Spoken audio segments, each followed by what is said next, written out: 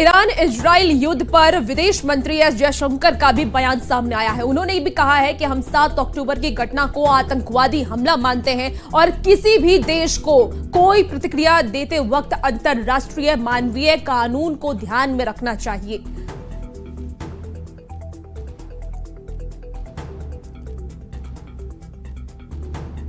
We understand that Israel had a need to respond. But we also believe that any response by any country has to take into account international humanitarian law, that it must be careful about any damage or any implications for civilian populations. And that given what has happened in Gaza, it is important to have some kind of international humanitarian effort out there. And we are very much concerned at the possibility of a broadening of the conflict, not just what happened in Lebanon, but also, I referred earlier to the Houthis and the Red Sea.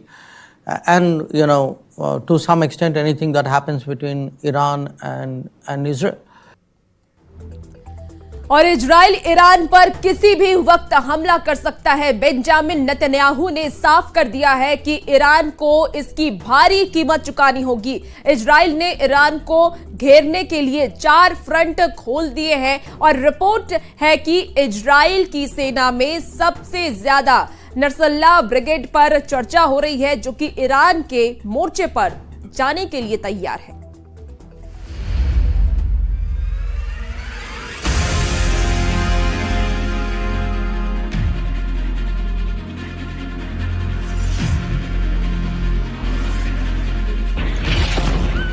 Israel को रोकने के लिए Iran ने 4 front से हमलों की तैयारी कर ली है।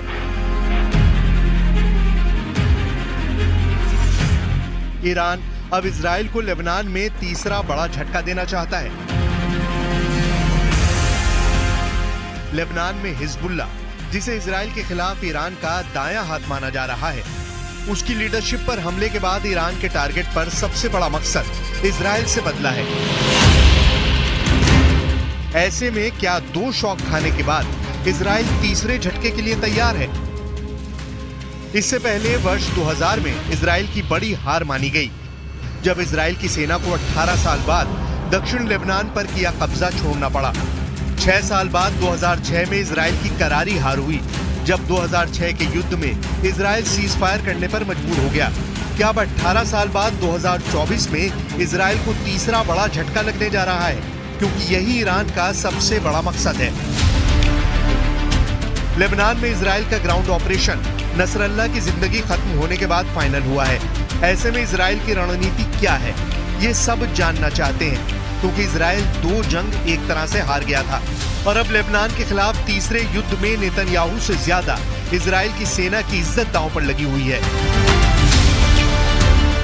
क्या इस बार लेबनान के खिलाफ ग्राउंड ऑपरेशन में इजराइल कुछ नया करने जा रहा है?